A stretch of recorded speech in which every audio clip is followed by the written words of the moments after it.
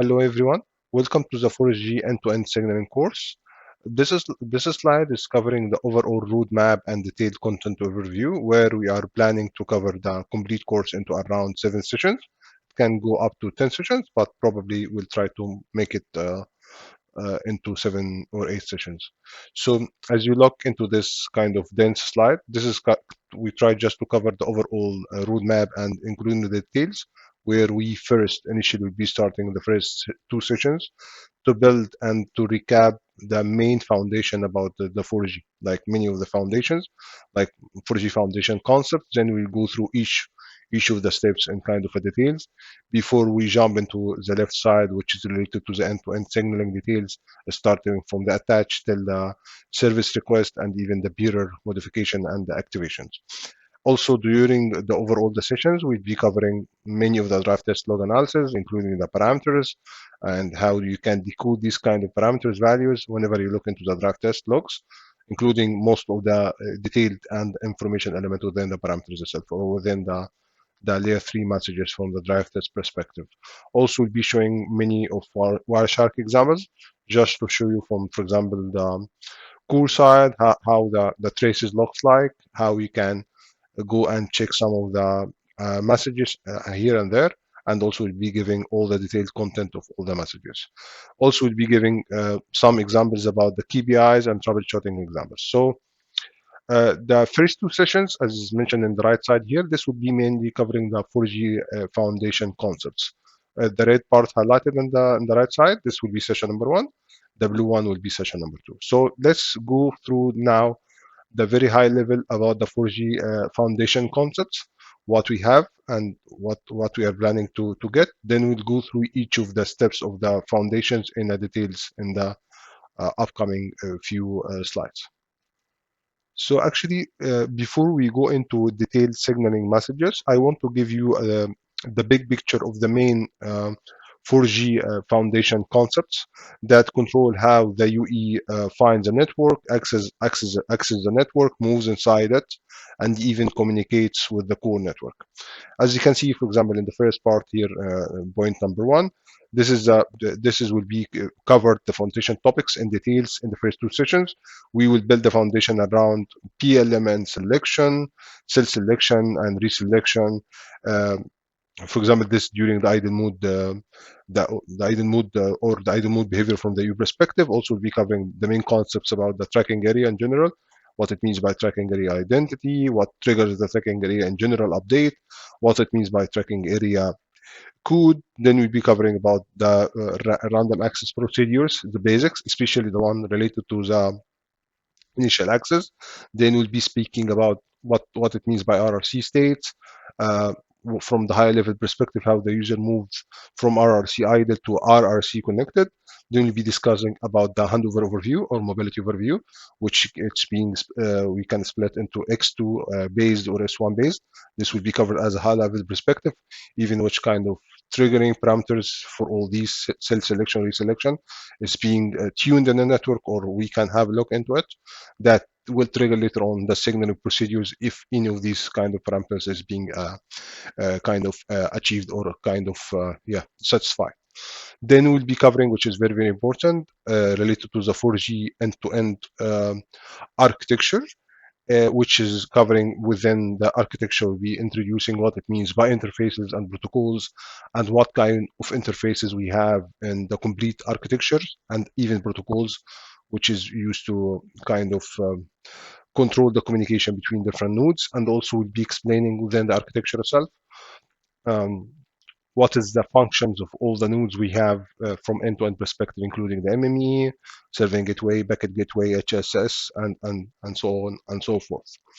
Then I want to give you now a high-level perspective from the UE journey for access setup, the box in the middle here, which is point number 2.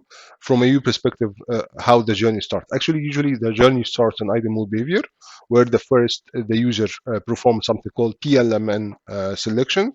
Then it will go through the so-called cell search to get like kind of, so you call it time and frequency synchronization through reading the PSSS and the SSSS. We'll be discussing this in more details for each step in the next few slides.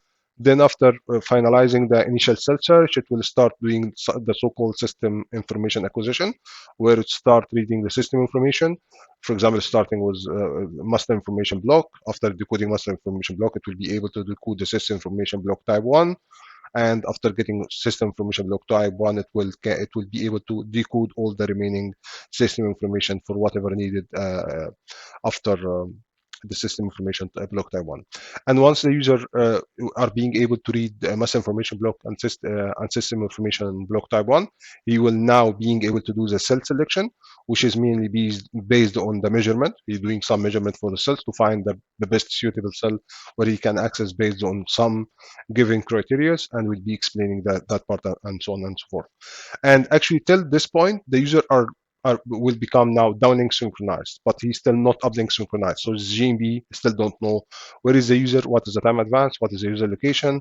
So he want to get uplink synchronized. So once the user is becoming downlink synchronized, he will initiate the so-called random access procedures in order to get uplink synchronization with E node B, right? E and B.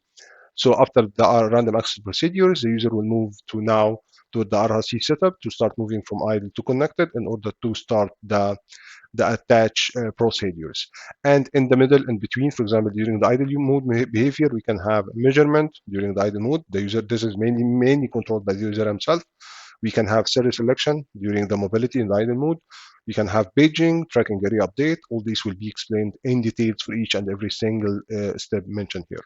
Then during after the attach being completed, maybe the user initial will be released, or he might continue connected mode, and in the connected mode we can start getting the bearer activations, getting traffic, and doing download and upload, and he can start getting a mobility or handover during the connected mode, which can be during doing a house through even X2 or S1. We'll be discussing this from high level perspective, then we'll go through the detailed signaling. What it worth to highlight here, that some of these procedures are invisible flow. Invisible means that this is mainly done by the UE. You cannot see it from any logs. You cannot see it from any, for example, draft test logs. You cannot see it from any traces here and there. Yes, we have kind of indirect control for some of them, but not really a full control, but indirect control to some of parameters which can, for example, control the cell selection. And some of these procedures as well is invisible flow, like partially visible flow. We can see part of it. And some of these as well as highlighted here is completely visible. You can read and find all the detailed signaling traces, parameters here and there from the draft test and even from the end-to-end signal perspective. This is just worth to highlight about that part as well. And if you look into the bottom left box here, this is just explaining each of these procedures, how it's being triggered, what triggered each of these procedures. This is just for your understanding. For example, when the PLMN selection cell search will happen, this is usually happens if once you have your device powered on, so the user will start by himself doing the PLMN selection and cell search, and we'll be explaining again these two parts in details next slide. Then once the user finalized the cell search, cell access here and there, he might change from one location to another, or he might have a different or change in the radio quality, and this is during the idle mode will trigger something called cell reselection. When I say radio quality during the idle mode, for example, his RSRP or coverage or quality RSRQ change it, so he need to change the cell to find the best suitable cell in order to camp on these cells during the idle mode behavior.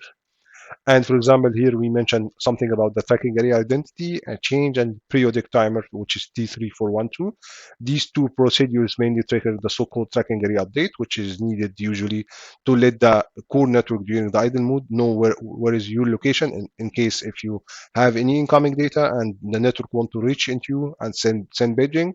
So the user need to periodically doing tracking area update, either by changing his location, need to update from the network, or through a specific timer as mentioned by this timer. And we'll be showing from the traces how you can find the timer value from the traces and drive test and so on shortly as well. Then also, for example, about the paging, what triggered the paging, as we just highlighted, if there is a downlink traffic arrivals during the idle mode, so that the network need to send paging to the users to let them get into connected mode to start receiving the traffic, and accordingly this would trigger the so-called service request. And during the connected mode afterwards, if the user are moving from one side to another, one cell to another, he need to do a mobility handover, right, through the either X2 or S1 based, and this is depend on different things, will be discussed in more details actually as well. And this is what highlighted here in point number 4, that you have some mobility and idle mode with behavior concepts. We'll be discussing all of them in more details, but we just give a quick brief introduction about them during the trigger condition as well.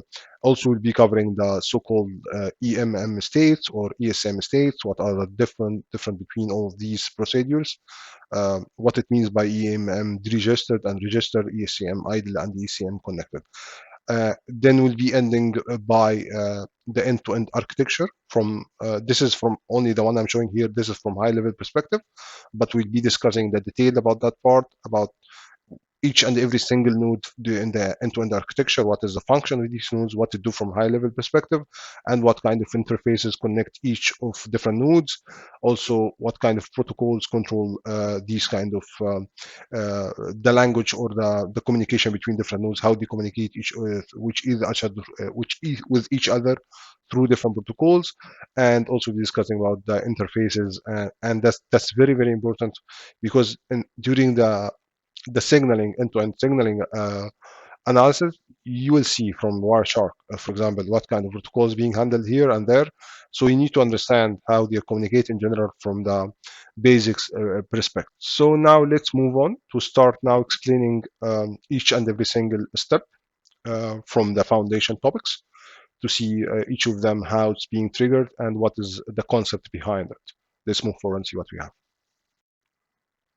So in this slide, actually, this is speaking about the overall idle mode management key process and general concepts. Actually, we already went through some of these points related to the PLMN selection, series selection, and selection from high-level perspective, and even the tracking area registration, which is required to let the network know where is the UE location. But the new thing here, which I would like to quickly touch base on it, that there is something called general concepts. For example, if you look into here, we have PLMN identities, we have access classes, we have something called service types. Okay, for example, as you will see in next slide, which we be more talking about the PLMN identities, the user will do some priority list based on the PLMN identity type. For example, we have home PLMN, which is we have visited PLMN, registered, and equivalent PLMNs. These like kind of used by the user with a specific priority order in order to identify which PLMN he was going to come on top of it. So just to let you know, there is a different types of PLMN in general. And the important part, there is something called access classes.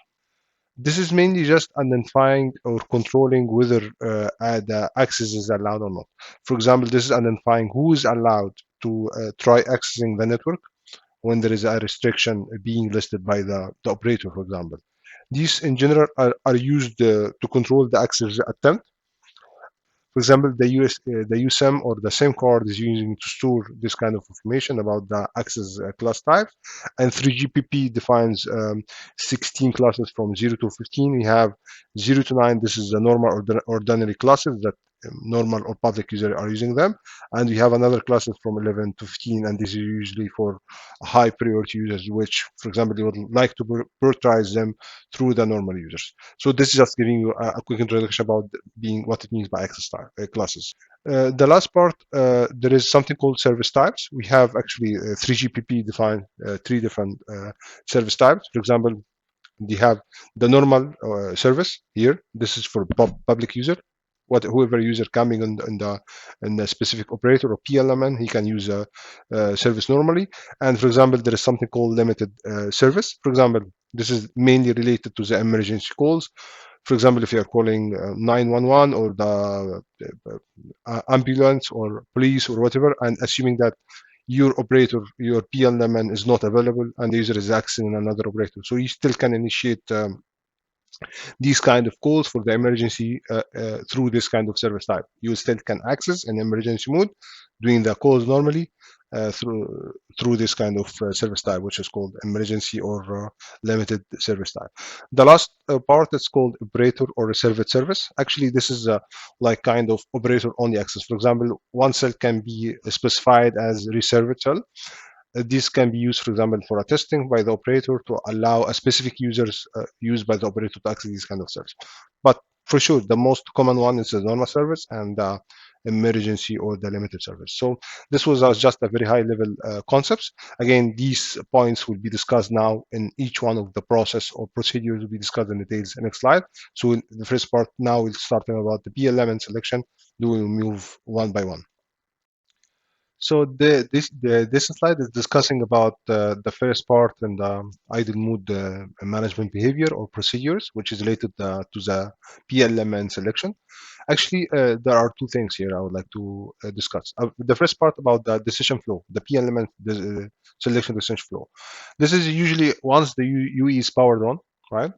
So once the user power on or coming from, for example, he was in out of coverage and coming back to the coverage now, the user now, first thing he will do, he will try to attempt to select something called RPLMN or EPLMN, which is stands for registered PLMN or equivalent PLMN. What it means by this, for example, if the user was already not the first time to access the network and he was already before coming in the network, he just detached or switched off his device and switched it on again, or he was out of coverage and coming back again, there is already a registered PLMN information. So the first thing he will check what is the most recent registered PLMN. If it's available already, you have registered PLMN, it will just directly jump to this step and do the registration in this PLMN. If it's successful, then it's end. He will select his PLMN. But in case there is no any history or historical information about the registered PLMN, so in this case, you need to check now, does the mode something called automatic mode or manual mode? Automatic, if it's automatic mode, this means there will be an automatic reordering for the PLMN, and the user, like as I will discuss shortly, will need to follow some particular steps in order to find which PLMN is more appropriate. If it's manually, for example, you can select by yourself in your device which PLMN you would like to select as well. Like, for example, if you have 3 operators, you can select which one you would like manually to do, not letting the device do it by himself. So again, if it's like automatic or manual, this will have a different steps or different priority order. But the detailed step-by-step, as you can see in this procedures here, initially the UE non-access stratum layer will ask the access stratum layer, which is mainly access stratum, mainly responsible for the measurement and anything related to the measurement and so on and so forth. It will ask him to start searching for the available PLMNs in general. And how the user will do this? He will do this through scanning all the carriers, check which one is the strongest cell in each carrier, right? And read the system information block type 1 to identify the PLMN identities. This is what is the access stratum do here. Then after doing that part, till now the PLMN is not being yet selected. He's just doing a priority order to find which one having the highest priority, and based on the priority level, it will define to select this one. This is during the automatic step procedures. Then you will have something called quality tagging. This is just it's not a must condition, but it must be done. But it's not something will decide which PLMN to be selected.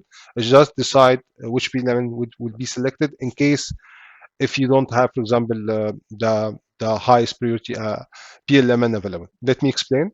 For example, the user will just make kind of sorting, check this 3GPP level, which is 910 dBm, and if he found any PLMN available, any PLMN which is a level better than 110, he will revert to his non-access stratum layer that this is a high quality PLMN, just to take it as a backup in case of your priority order is not working properly. I will explain what it means by priority order. Then it will be just reported as high quality PLMN, to be listed as high quality PLMN. Once this is being done, now it will check whether the current selection of PLMN is automatic or manual. So the first 3 steps is doing the priority of PLMNs, just listing them in a different priority. Then once the priority is being done, he will check if it's automatic. Then The NAS directly will pick by itself. If it's automatic selection, the NAS will pick the first available PLMN and also allowed PLMN in priority order. And what is the priority order? If you look at this particular comment on the bottom down here, again, if registered PLMN exists, then you will try it first. This is as we just highlighted in the beginning. But in case if it's not available, the register or PLMN, this will be the order which will be followed. For example, it will check the home PLMN and EH equivalent home PLMN. If it's available, you will select it. If it's not, there might be a operator defined list here. It will check this operator defined list. If any other list or something identify the operator, if this one is not available, it will move and take the second one.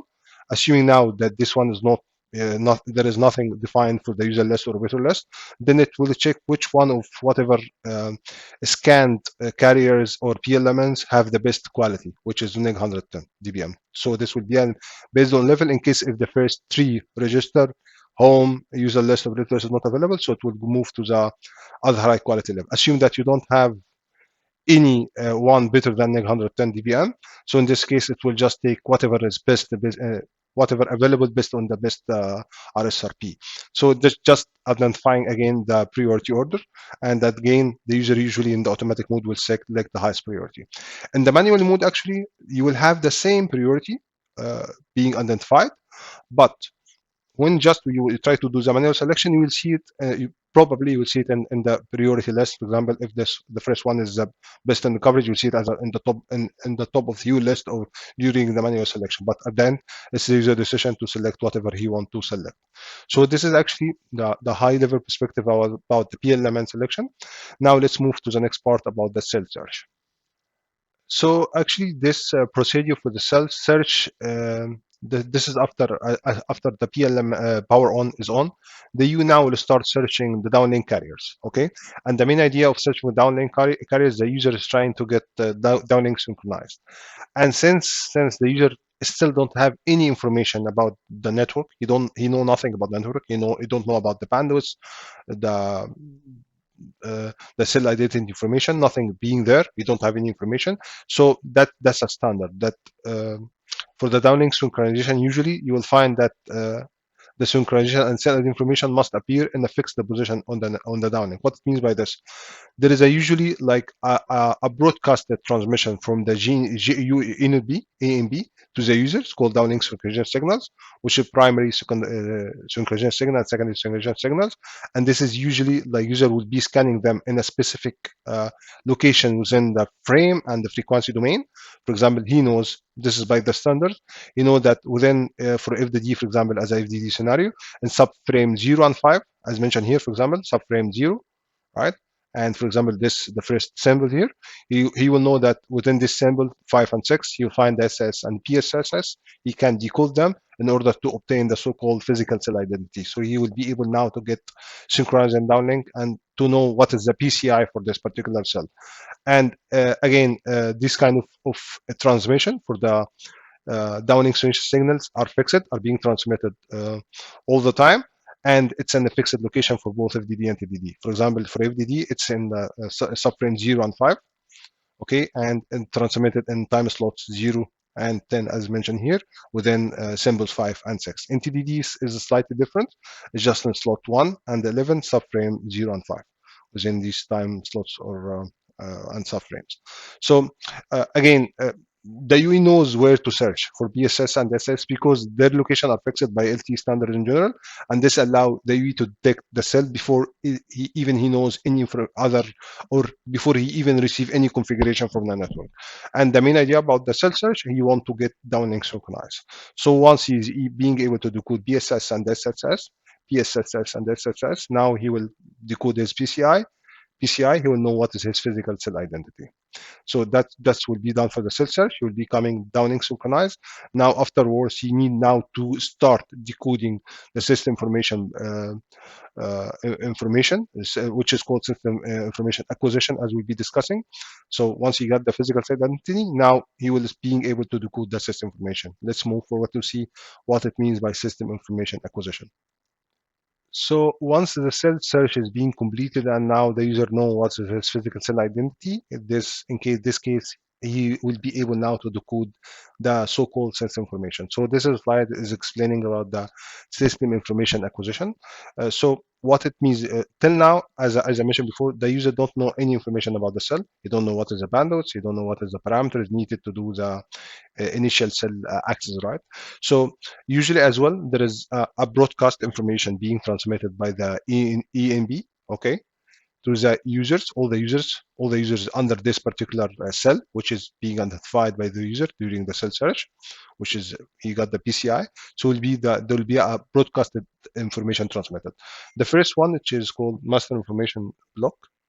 This master information block actually contains the information about the cell bandwidth, and also it contains information about how he can decode the next system information, which is system information block 1.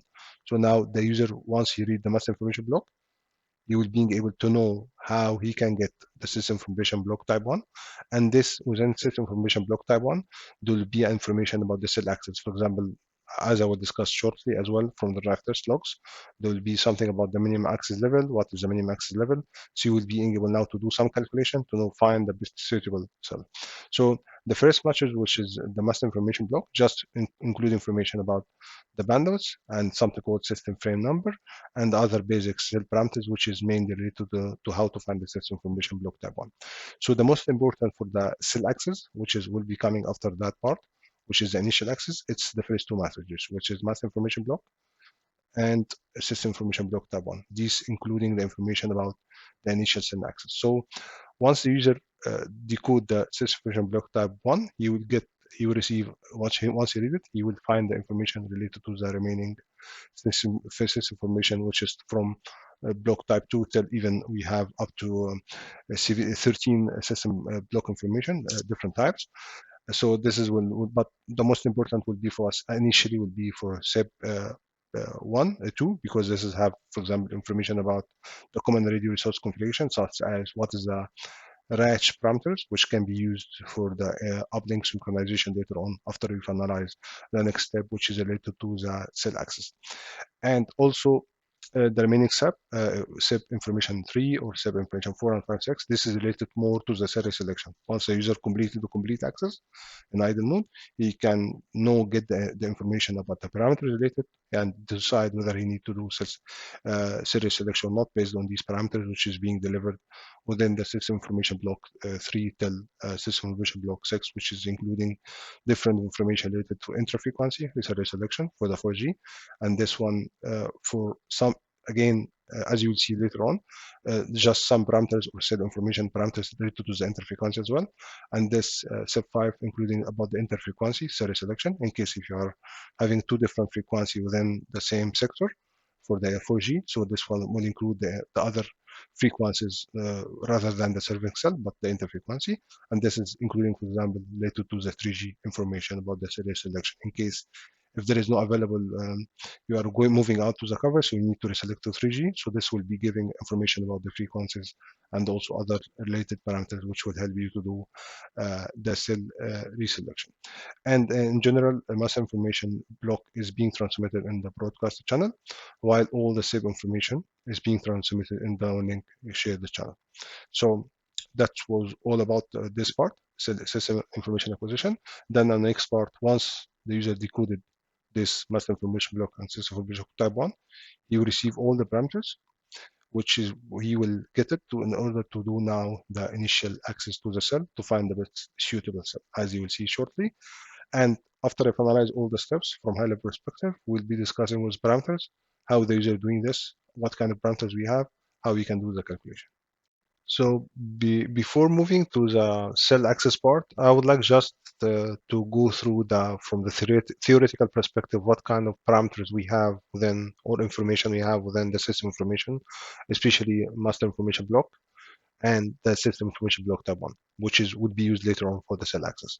So if you look into the master information block, this is can be, as you mentioned in the previous slide, fully decoded whenever it's being transmitted through the broadcast channel, and this is usually transmitted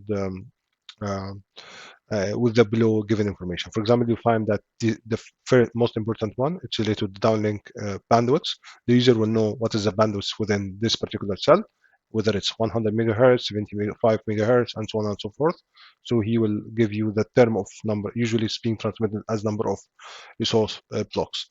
And this is information allow the UE to decode now the PDCCH, and the user now can identify the resource blocks related for allocated for the sensitive manipulation block type 1, for example.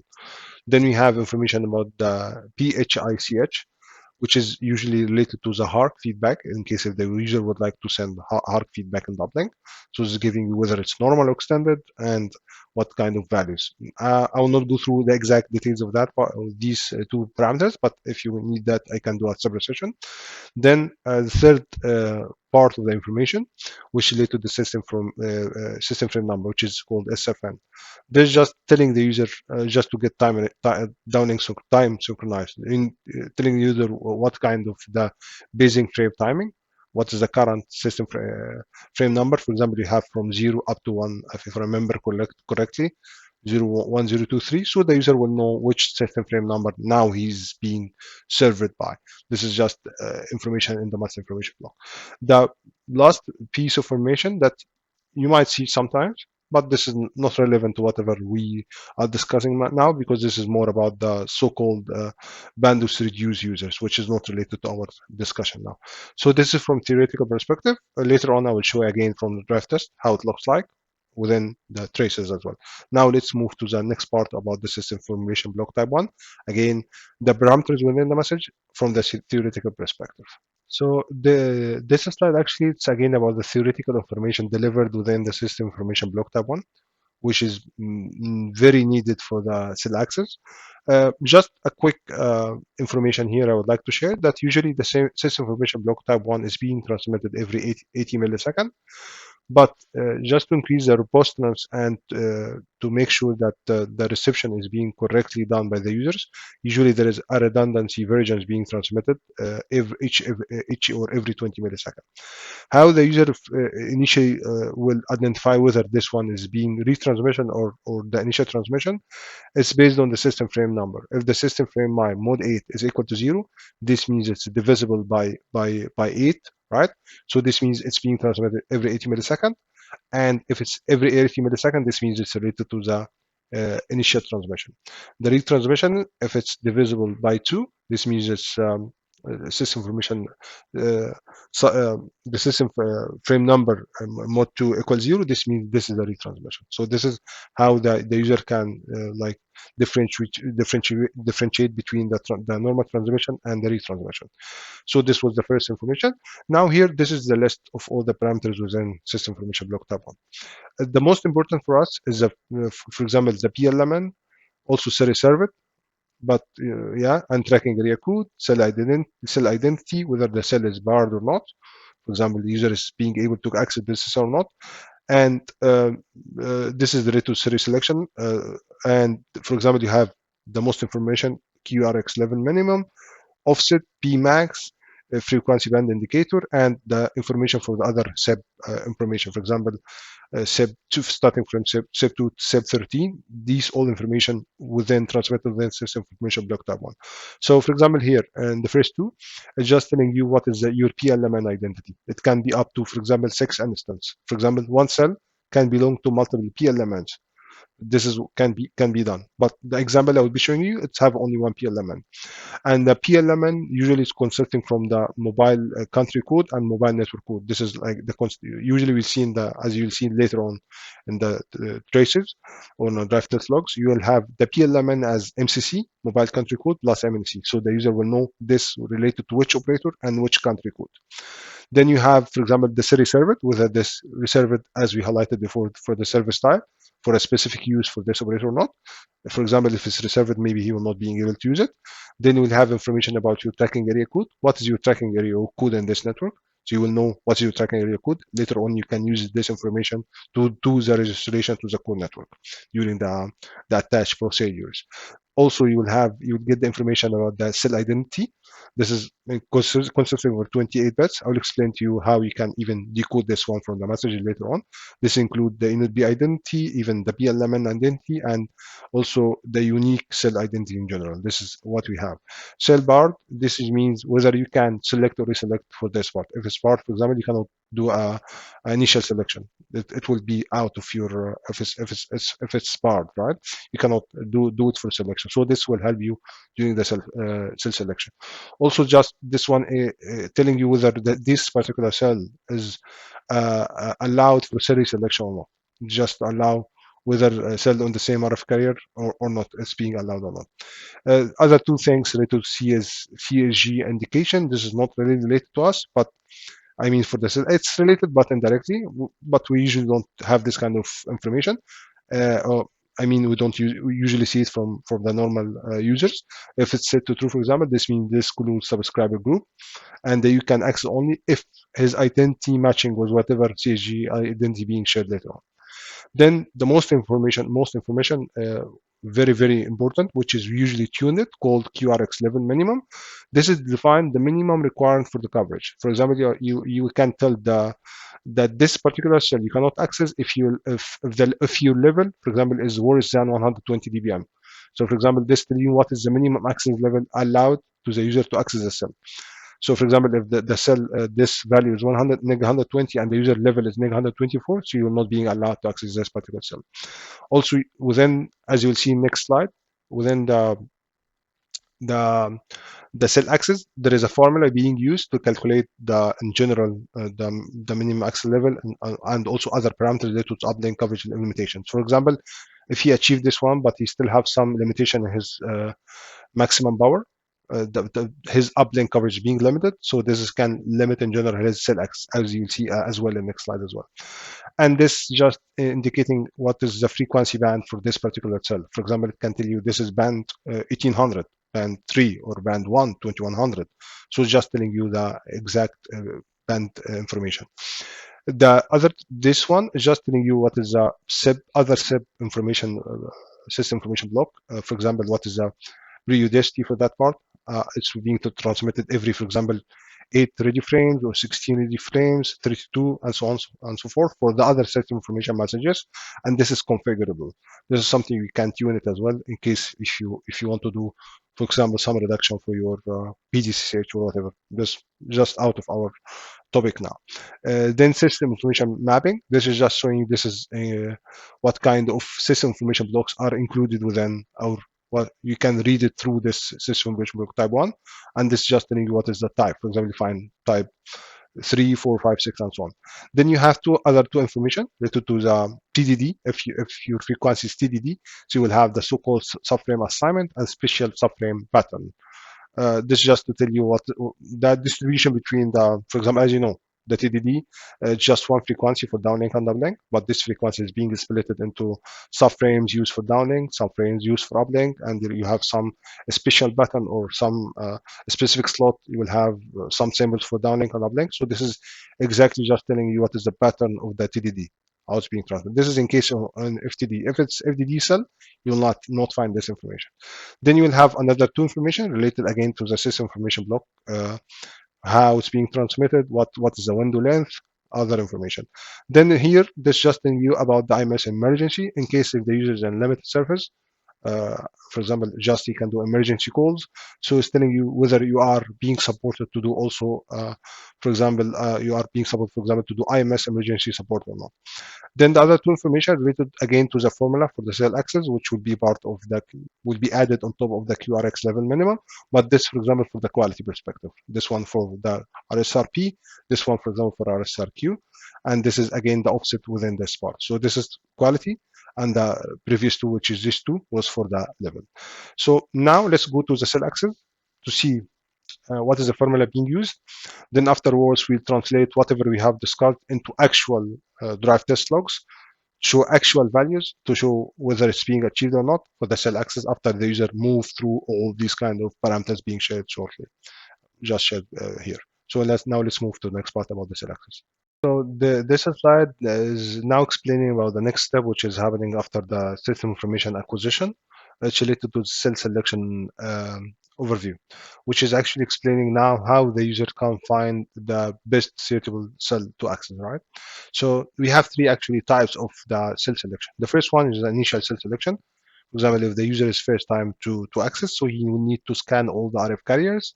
If there is no prior knowledge about any of other cells. For example, if he never come before in other cells. And the second type is, for example, there is already store cell selection. For example, if the user was out of coverage and he went back to coverage now, so you already know which cell he was coming on. So, for example, he will first try to cam on this cell. So this is will reduce some timing for faster cell selection, because he will not need to do all the scan for all the RF carriers. He will just check this particular cell. In case if it fails, it's not being allowed. So he'll move again to this initial selection to move through scanning all the RF carriers.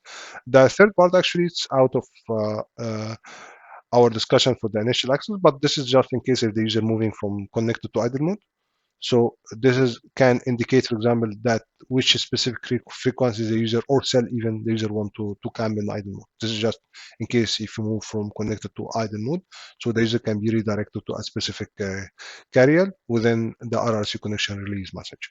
So the main question now, as we mentioned before, that once the user decode the system information blocks, especially block type 1, you will get a lot of parameters, right? Including especially the red highlighted part from the system information block type 1. So how the users will use these parameters in order to find the best cell, right? So there is a specific criteria. You can even, it's configurable. You can even do it based, the access cell selection can be based on coverage only, RSRP, or based on quality. For example, RSRQ or and condition. Both can be achieved.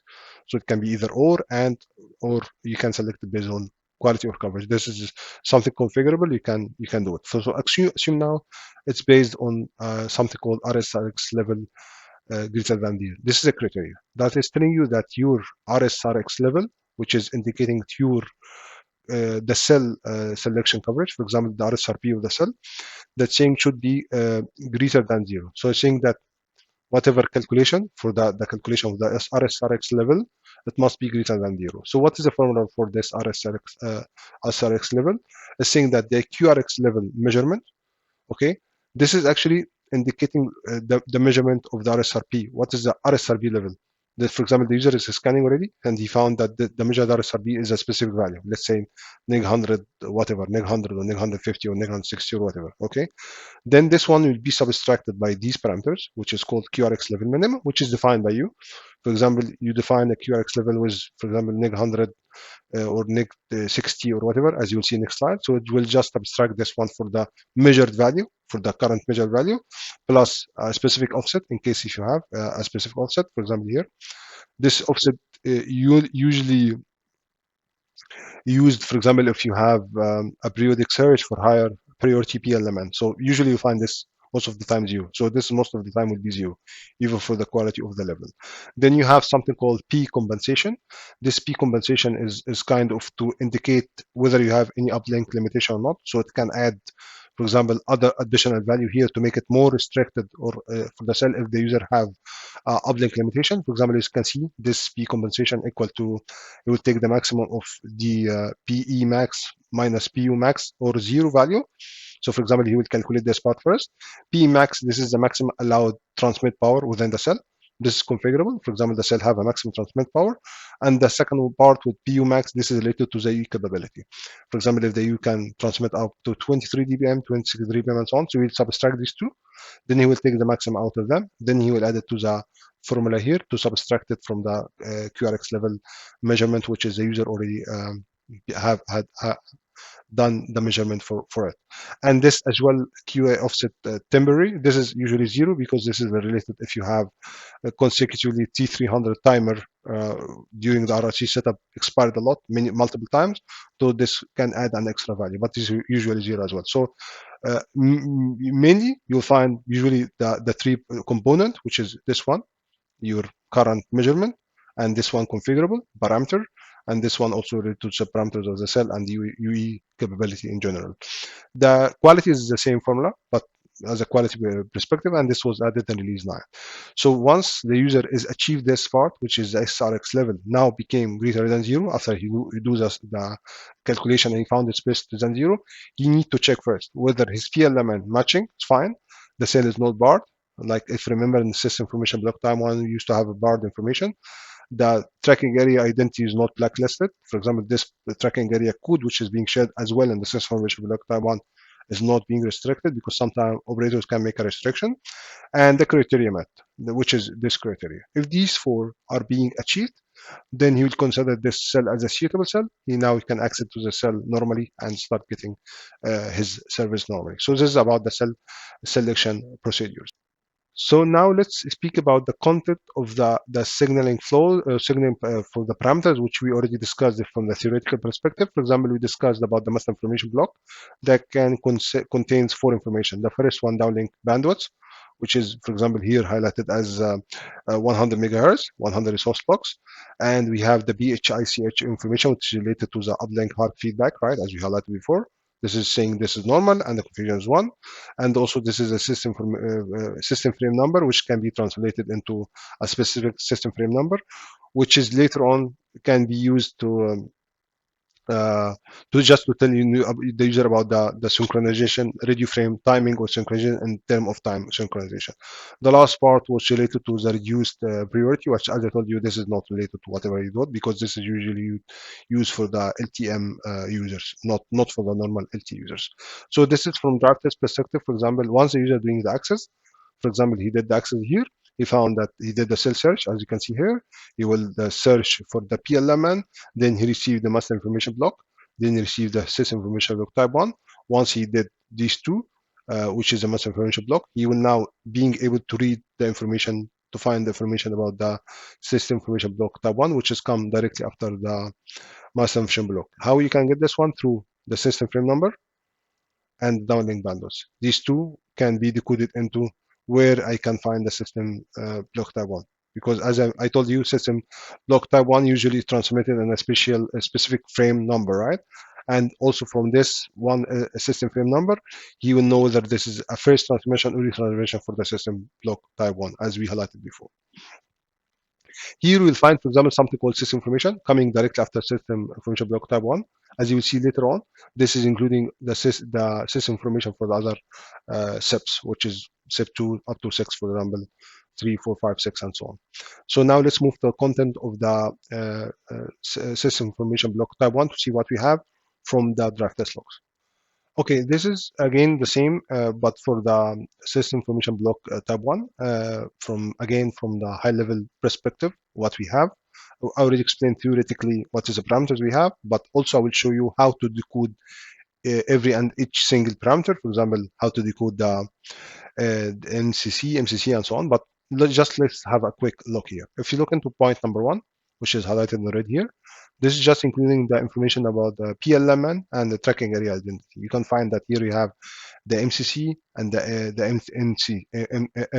other one, which is mobile country code, and the other one, which is mobile network code. So you have two codes here. This identify what is your PLMN. This just telling you that this cell is not reserved for our operator use, so you can use it normally. And here is telling you what is the tracking area code. For example, here there is a tracking area code, and you can just convert this from hexa to decimal in order to get the exact number. Then you have the second part that's about the cell access status. For example, here this is telling you this particular cell, this is the cell identity. Again, the cell is not barred. The interfrequency is being allowed. There is no call this subscriber indication, which is false here. So there's no specific subscriber group indication. Then the third point, which is related to the QRX level minimum. Next 60. This is unit is 2. So this means you have your QRX level as 920 dBm. Then later on, you need to take this one and apply to the cell selection formula, which was the current measurement RSRP minus this value to get whether it's greater than 0 or not, to know whether you can access or not. And here is the frequency band. For example, this is band 1, which is related to, as I remember, L2100. 4G 2100 band. Then the last information, which is point number 4, related to the other system information blocks, when it will be transmitted. For example, if each 16 radio frames, you will have this system information type 3. You are expected to get this one. This is the periodicity for the system information block type 1. If each 32, you have again other information for 5, 6, and 7, and telling you also what is the window length, as we discussed in the previous during the theoretical discussion about the parameter of the system information block type 1. And if you look into this sequence here, it's very interesting, because if you look here, initially it started with the LTE mode search start. He did the search. He was looking for a specific PLMN. Once he came in this PLMN, he received the system information. Once he received the sales information, he complete now the PLMN selection because he got all the information here. Then after he finalized the cell access, he was being able now to proceed with the attach and all the other things related to the bearer activation and all the other information. So this is, you can see here, for example, tell the attach accept, then you start getting his bearer setup and so on. And this will be all discussed, as I mentioned later on, in details with the signaling flow. So this was about the SIB1. Now let's move. I will show you quickly again through all the parameters here, how you can decode it and what is the actual value for each of these parameters. But this will be quick because we already discussed in the theoretical part. So again, I'm not go through this again in detail, but just quickly, for example, here is telling you that your mobile country code MC, this is 820, is giving you 3 values. This means the mobile country code is 820. This, for example, 0 and 3, this means mobile network code is 3. So your PLMN is a combination of these two. So it will be 820, 03. This is your PLMN. Tracking area code, this is a number. You can just convert it from hexa to decimal. It will give you, for example, this particular tag, 13211. And then you have the cell identity. This is a 28-bit. And this is kind of a ECI. And this is, again, you can convert it from, again, hexa to decimal. And this is usually, the CGI is equal to PLMN plus ECI. So you can get, for example, what is your sector and what is your INOD ID and what is the sector. You can split it even by INOD ID and sector as well, as mentioned here, for example. This one, if in case if you would like to get information, I can attach Excel which is showing that how to being done in the video description as well. The remaining here is just band. Band 1 means band 1, which is, as I mentioned, 2100. And for the scheduling related to the system information, for example, this saying 16 radio frames. This one saying that it will be transmitted every 32 radio frames. So this was just a quick summary of how you can decode the parameters. Now let's translate the information given for the cell selection parameters, right? So as I highlighted before here, we have the main parameter, which is the QRX level minimum here within the system information block type 1, which is mentioned here as minus 60. And if you remember, our formula was SRX level greater than 0. So we need to do the calculation, which is here based on mainly RSRP. So you find this QRX level measurement. For example, in this particular cell, as indication, your level for the serving was around -80 dBm. So you need, now you need to make -80 dBm minus -60. So it will become the QRX level -80. Then this -60 is unit is 2, so you need to multiply by 2. And all the other parameters here, which is this, is not being included, so all of them are 0. So this is not a part from formula. So the final calculation will be like this, which is -80 minus -120, it will be 40 dB. So this is greater than 0, which is achieving the formula. So this means now this cell is suitable for the access. The user can access the cell. So this is how the calculation is being done for the cell selection using the actual parameter settings. So now let's move to the cell selection part to see now after the cell selection being done, how the user can do the cell selection between either different types of cell selection. Okay, this is just a quick high-level overview about the series selection, what it means by series selection. So series selection is simply means if the user leave the current serving cell, okay, and he will try to camp in a better cell, for example, suitable cell. For example, assume that the user is moving from one location to another. So his current radio quality or coverage in the serving cell will start to degrade, and he will start trying to find a best suitable cells whenever he move, right? For example, he's moving from this site to another site, for example, here, right? Another site here. So the coverage for this site will start getting bad. And so you need to find and camp on a better cell, right? So this is actually, and this is usually done in the idle mode, and mainly all the decision, everything done by the user himself. But still you can control with some parameters which cell the user can camp. So we have a different types of free selection. The first one related to the entry frequency. For example, here, this is 1800, as you can see. Assume the user is moving between different cells within the 1800 band. So this is done based on something called ranking. So the user will start do kind of ranking based on some formulas will be shared in the next slide, just to find which one is the suitable cell. For example, if he's moving towards 3 or 4 or 5 different cells, so you want to find which one is better, so we'll do a ranking. And for example, if the neighbor is greater than the serving, you will do the reselection for the new cell. So this is the first part. and this is usually happening within the same frequency, which will have the same priority, right? So this is again usually do ranking, as you will see next slide in details. And then the other type of reselection, usually it's related to the inter-series selection and the inter-rat. For example, I'm moving from one frequency to another, for example, 1800 to 800. So this is actually based on the absolute priorities. For example, here I'm defining reselection priority 7 and 5. So this is, as mentioned here, the value from 0 to 7. 7 means the highest. So this one, 1800 is the highest. For example, you are moving from 18 to 800. Then this means you are moving from high priority to low priority. So there must be kind of conditions to be achieved this one. I will show this one in details. And the opposite way around, if you're moving from here to there, this means from the blue line from low to high. For example, here I'm moving point number 3 from low to high, and the red line I'm moving from high to low. This is usually based on coverage, and this is usually based on priority. And we will show in details how this can be identified by the parameters, how the user can do the measurement, how the user can find the best cell here and there. And in general, as I mentioned, the interfrequency or inter-rat reselection, this is based on the absolute priorities, and these priorities can be divided into two different types. The common one, which is based on just thresholds as mentioned here, or specific values, and the other one through dedicated signaling. For example, if the user moving from connected to idle mode, the E node B can redirect the user to a particular frequency or cell.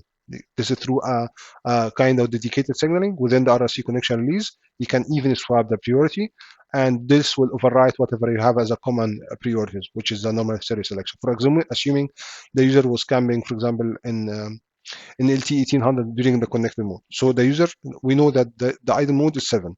So the user was released from connected to idle, but within the message of, for example, RC connection list, the NLB can instruct the user to move to 800 instead of 1800 in the idle mode. So he can swap the priority. For example, tell him in the idle mode, your now new priority will become 800 as 7 and this one as 5, for example. So he will know that in idle mode, he needs to camp in 800, not in 1800. So this is called dedicated signaling. This is override the normal common reselection, and this is usually happening when you move from connected to idle mode. And all the information is being broadcasted in system information block type 3 till system information block type 6, as I highlighted before. 3 for intra-frequency related series selection, 5 for other this intra-frequency, 5 for inter-frequency frequencies, and SIB number 6 for the 3G, and even SIB number 7 for the GSM. And the dedicated priorities, as highlighted, this can be based on subscriber SPID, or for example, some carrier aggregation, BC anchoring here and there. But yeah, this is as overall perspective, or how overall interaction for the series selection. Now, I would like to explain each of these steps. For example, how the normal ranking being happening, how we can move from low to high or from high to low, in details in next slide with the calculation formula. Then I will be showing as well some KPIs tuning being done to shift traffic in the idle mode through the series selection.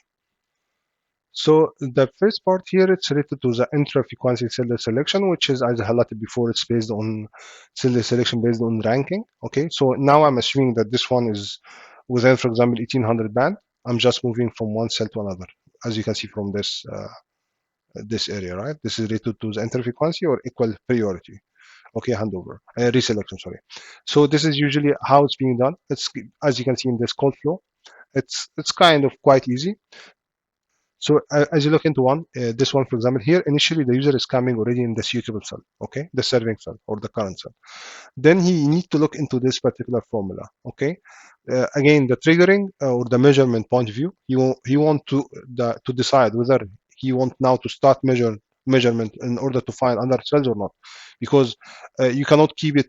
You cannot keep the user to measure all the time, because this will kill the battery of the devices. So you need to get, for example, to give a specific level that you can start looking for another better cell at this particular level or this particular quality.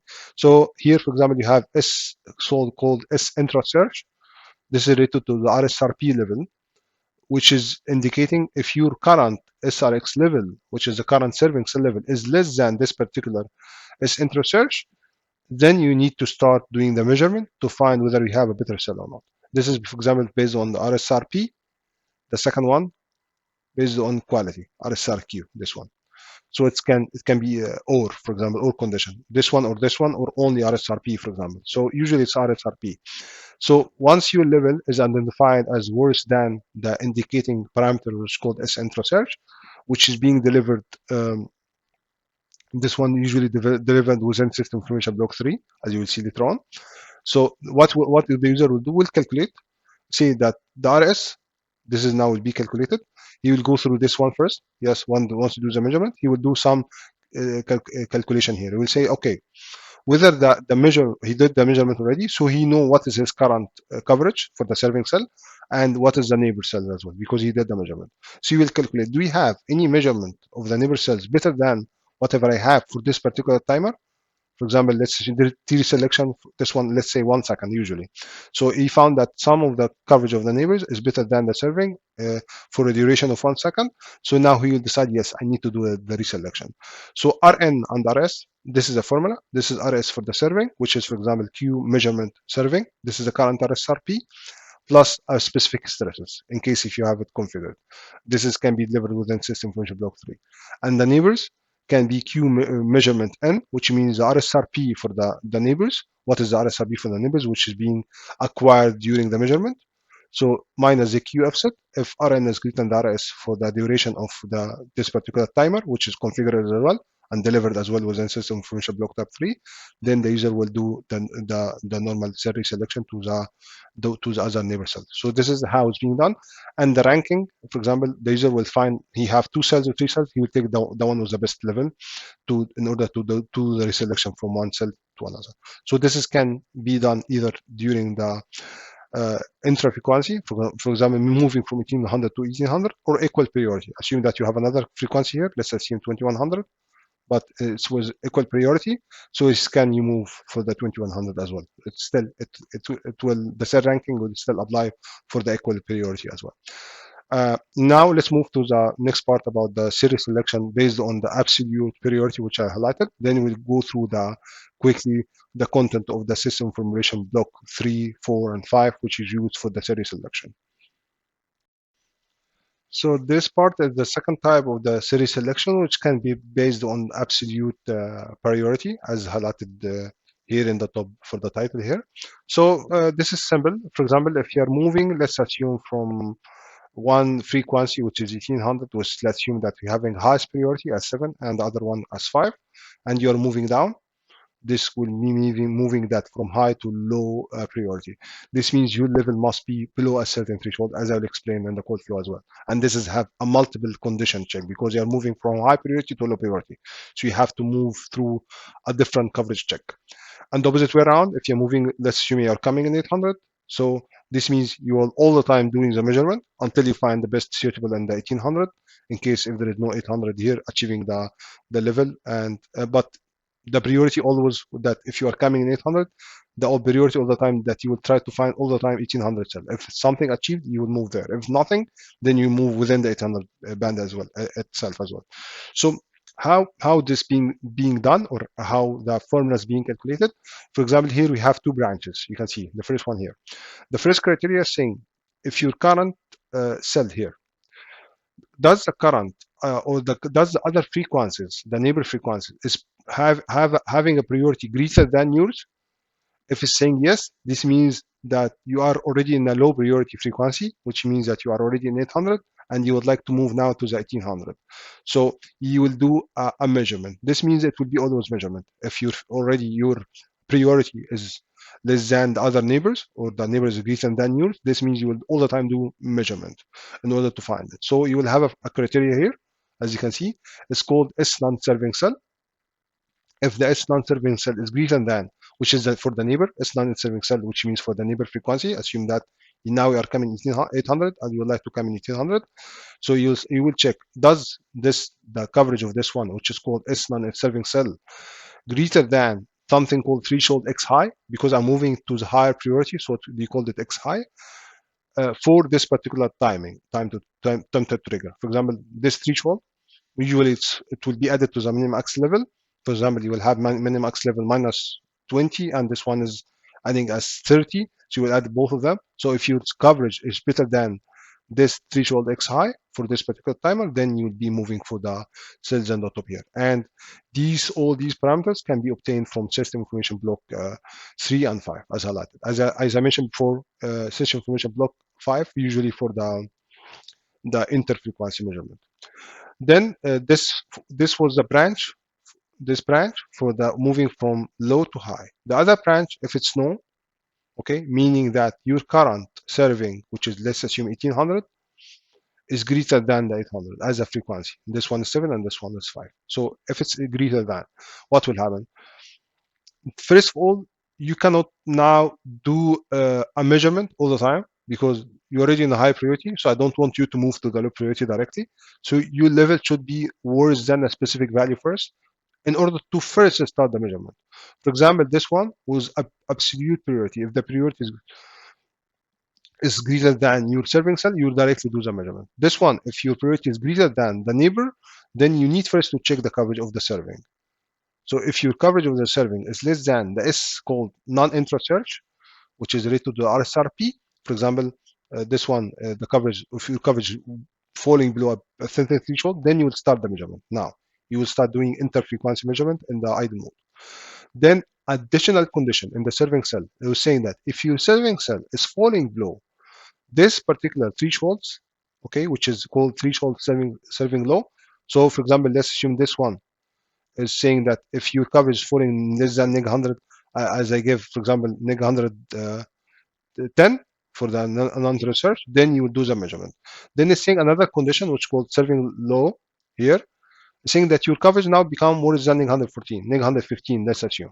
Okay, neg 115 dBm. Then in this case, you have to do a reselection to the lowest. But the lower priority still, the candidate should be much better than this threshold. So it's under condition. Your serving must be worse than 114, and the neighbor must be better, for example, 100 dBm, which is called threshold X low.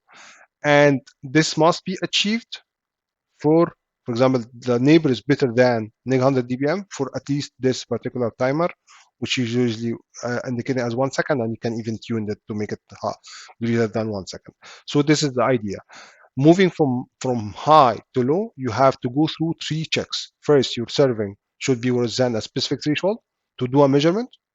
Then there should be an end condition. Your serving must be worse than another threshold, and your target must be better than this threshold, which is called X low, in order to do the reselection from high to low. That's why they call it coverage based. Why the other one called priority based? Because this one moving to high, they will be always measuring for the series selection.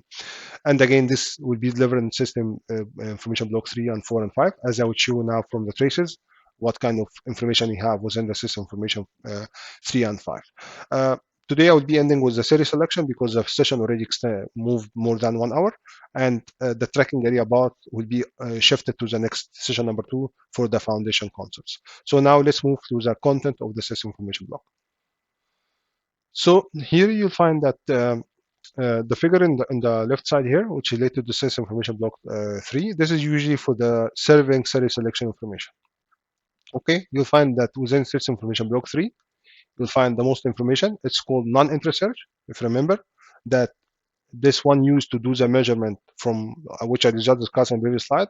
If your serving cell is worse than this particular level plus minimax level, then you can do the measurement in order to find another to do the measurement in order to search for a better lower frequency priority.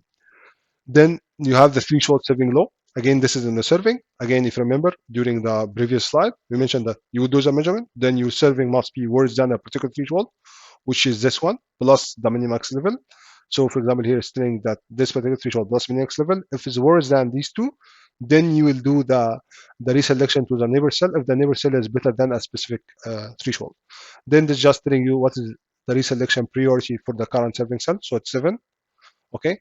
Then you have the QRX level minimum. This is for interfrequency series selection. It's telling what is the QRX level minimum and what is the Pmax. Okay. And what is the intra search. And the intra search, this is used for the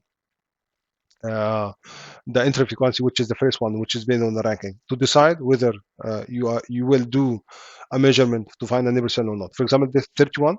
Okay. So this one is 31. multiply by 2, so it will be 62. 62 it will be plus the QRX level, which is 120 here. So you do this. So for example, here it will be minus 60. So this means you are almost all the time measuring, because this one it will be neg 100, just to tell you, neg 120, which is minimum X level multiplied by 2 plus 62, which is this one multiplied by 2. So it will be around 58, right? Around 58. So if your level is worse than minus 58, you will do intra-frequency series selection or measurement to try to find a better cell, which is, if you remember, was a condition Rn must be greater than Rs. But you should first achieve the measurement condition. So this example, for example, telling you that you are all the time measuring. And this is a reselection priority for the intra-frequency. For example, if Rn greater than Rs for 1 second, which is 1 here, then you will do the intra-frequency series selection. The second part on the right side for system information block tab 5, for example, this is including the frequency, for example, telling you here for this 1800 band, okay, your priority is 7, and for the 600 band, your priority is 800 band, sorry, the priority is 5. So this is for the neighbor frequencies. It's telling you what is your priority. So you know that your serving is 7, and for example, this one is 7, so equal priority. This one is 5, so you know the different priority. Then it will give you other levels. For example, the QRX level minimum, the reselection, X high and X low, which is discussed in the previous slide. You can apply all that in order to know what is your current thresholds and how you can do reselection. The last part, which is the next slide, I will just want to show a quick tuning being done for the series selection to shift traffic in idle mode only. And that's part of the idle mode, that you have a less connected mode handovers. So this will be, even if you have the chance to tune the reselection to do the balancing in idle mode, it will be much better, because you reduce user interruption during the handover or mobility, because all will be done in idle mode. So for example, here in this particular network, we used to have 3 frequencies, FDD, TDD, F1, and F2. And we found that in TDD, F1, and F2, from the capability perspective, we found that they almost have, let's say, 50-50 or 52-48%, like the equal distribution for the capability. But in the same time, when you look into this, we found that the F1 was carrying much more traffic compared to F2, right? As you can see here, right? 64%, this one 36. So we did just a simple tuning, because not all the devices were supporting the F1 at that time. So we just F2, I mean, sorry, F2 here. So we reduce, it was equal priority first. We reduce the priority here to 6 and 7, because you know that whatever device is capable for a specific band, it will just move to the 7 one. And we know that not all the devices were supporting this F2, and whatever remained will move to the other band. So what will happen after this? This is just an example, okay? Based on the priority. You can do this based on level, based on priority, whatever. So this one, you have a very good balance in the network, only through a simple idle mode tuning, and this reflecting the user experience here and there. And that was the last part of today's video. Again, tracking area update will be moved to the second session, because today's session, again, it's crossed 1 hour.